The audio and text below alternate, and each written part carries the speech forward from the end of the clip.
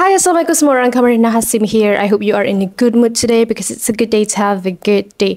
So, hari ni kita kembali di segmen crime. Dah lama weh tak segmen crime ni. To be honest, Kamar memang fan of crime. So, I'm really excited untuk share case kali ni dengan korang tentang Abigail Project Area 51. So, untuk yang tak tahu, Area 51 tu adalah salah satu tapak yang paling dilindungi lah dekat bumi ni. And ada macam-macam legenda, mitos, teori-teori konspirasi yang berlaku dekat Area 51 tu, dan salah satunya ialah tentang kisah seorang gadis yang bernama Abigail Webster yang didakwa bertukar menjadi monster ataupun raksasa yang dahagakan darah semasa percubaan eksperimen dia. So tanpa membuang masa, let's go.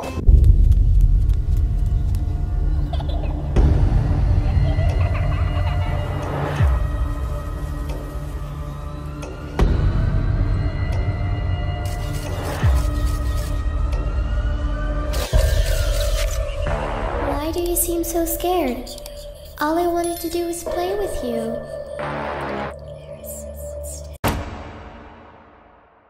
Area 51 ni sebenarnya dah lama, daripada dulu lagi lah dah famous orang buat teori konspirasi tentang tempat ni, Area 51.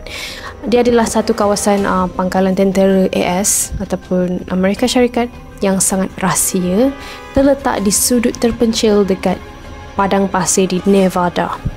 So nama official dia adalah Nevada Test and Training Range, tetapi lebih dikenali sebagai Area 51 sebab lokasinya pada peta grid adalah dekat area tersebut. So area tu telah menjadi topik pelbagai teori-teori konspirasi selama ni, pasal makhluk asing, pasal MH370, pasal UFO, sebab dia sangatlah berahsia tahu kawasan tu. Dan tambahan lagi, kekurangan maklumat awam tentang apa sebenarnya yang berlaku dekat area situ. Dan walaupun kerajaan AS tidak secara rasminya lah mengiktirafkan kewujudan Area 51 selama bertahun-tahun dah, tapi sekarang tempat tu telah diiktiraf sebagai tempat kemudahan tentera udara AS lah, yang digunakan untuk penyelidikan, pembangunan, nak test pesawat-pesawat diorang, nak test persenjataan diorang, dan juga latihan-latihan. So Area 51 ni memang dapat perhatian yang luas dengan teori-teori konspirasi, dan salah satunya adalah kisah yang Kama nak cerita pada hari ini, guys. Pada tahun 1945, Area 51 adalah kemudahan tentera biasalah dengan namanya Pangkalan Tentera Udara Indian Springs. So semasa Perang Dunia Kedua, diorang simpan peluru dan juga peralatan ketenteraan dekat Area 51 ni. Dulu bukan nama Area 51 lah, tapi selepas Jepun time tu dah surrender, keperluan tempat tu dah tak ada dah lagi. So tentera-tentera tu macam mula fikirlah kan, macam mana kita nak gunakan base ni, tempat ni, kita nak buat apa dengan tempat ni kan. Jadi pejabat tinggi Pentagon memutuskan bahawa Pangkalan Indian Springs, sekarang ni dikenali sebagai Area 51, akan kekal di bawah tentera udara. Tapi tempat tu akan digunakan untuk pembangunan dan tempat untuk uji senjata-senjata yang baru. So kat sinilah bermulanya tempat ni menjadi Area 51 yang masih membuat orang tertanya-tanya tentang misteri yang berlaku dalam tempat tu. Plus tempat tu tak boleh diakses. So setelah Perang Dunia tu kan, banyak sebenarnya dokumen-dokumen rahsia dari makmal saintifik jatuh ke tangan Amerika. Sebahagian daripada orang-orang ni, diorang terfikir tau untuk buat satu eksperimen yang bernama pembiakan Superman, something like that lah. Superman, korang tahu kan Superman ni kuat. So diorang ni terfikir untuk mewujudkan seorang askar yang kuat, tahan lasak, tidak sensitif terhadap kesakitan, and tak tahu apa itu ketakutan. Dan pada yang sama, dia boleh berbakti sepenuhnya kepada tuan dia, pencipta dia, macam tu lah. So Dr. Albert Webster ni lah yang telah ditugaskan untuk menguruskan projek eksperimen ni, dan dia adalah seorang saintis. Time tu dia dah kembangkan lah banyaklah idea dia, teori-teori dia secara saintifik untuk buat pembiakan Superman ni. Tapi masalahnya teori sahaja tak cukup, diorang kena uji benda ni dekat seseorang manusia. Tapi masalahnya, nak jadi orang yang bakal diuji kaji ni bukan senang-senang nak ambil. Bukannya terus ambil orang random.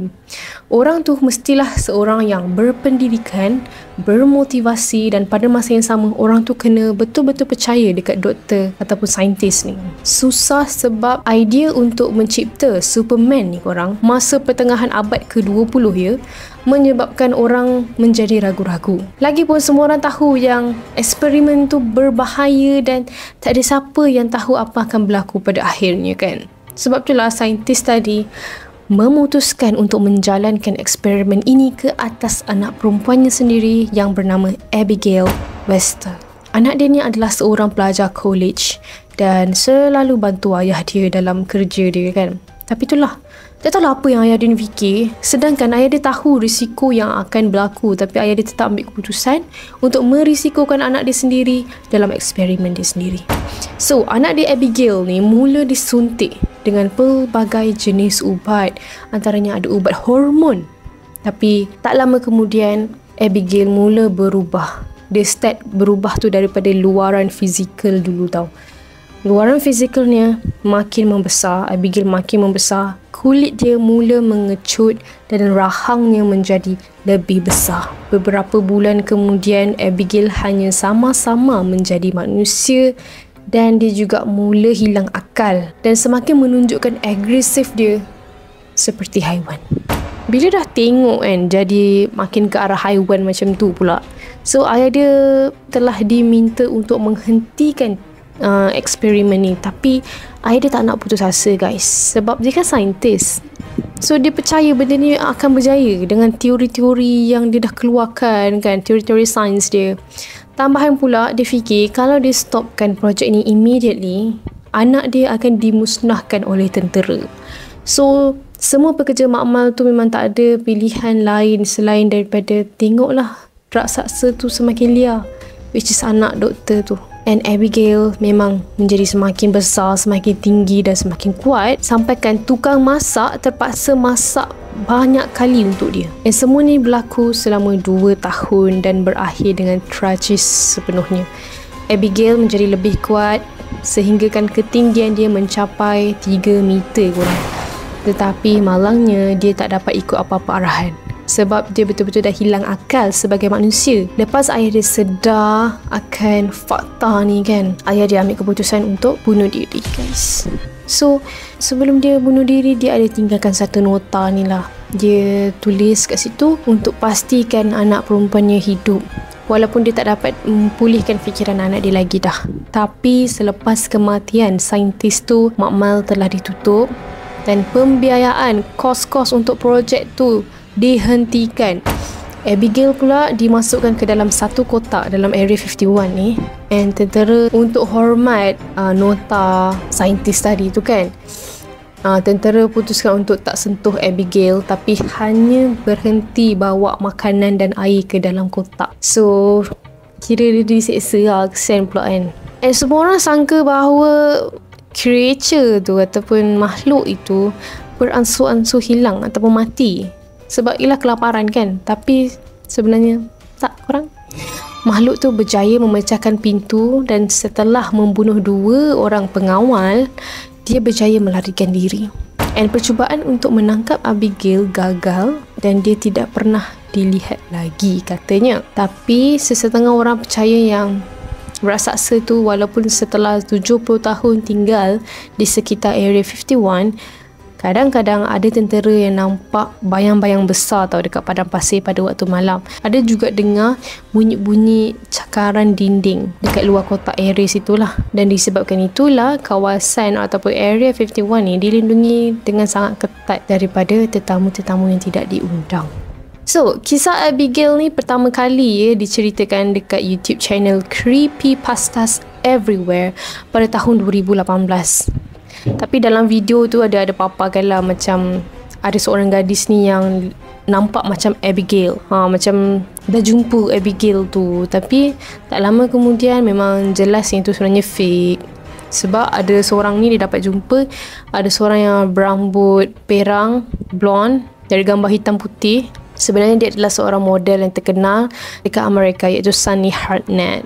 Dia tu pun ada kes juga lah. Ada juga gambar-gambar macam gambar raksasa duduk atas katil, dan pelbagai lakaran lah yang didakwa dibuat oleh Wester sendiri ataupun saintis tu sendiri pun dia anggap palsu lah. Tapi macam mana pun, benda ni memang jelas menunjukkan bahawa tahap sains semasa adalah mustahil untuk mencipta raksasa yang 3 meter daripada seorang gadis. Lebih lagi benda tu dilakukan pada tahun 1940-an. So macam teknologi tak banyak sangat kan. So korang rasa benda ni mitos ataupun benar? Comment down below. So itu sajalah kisah crime kali ini, sebab video ni terlalu dekat FYP TikTok and saya rasa macam apa ni? Saya tak pernah dengar. So kita pun meresearch lah.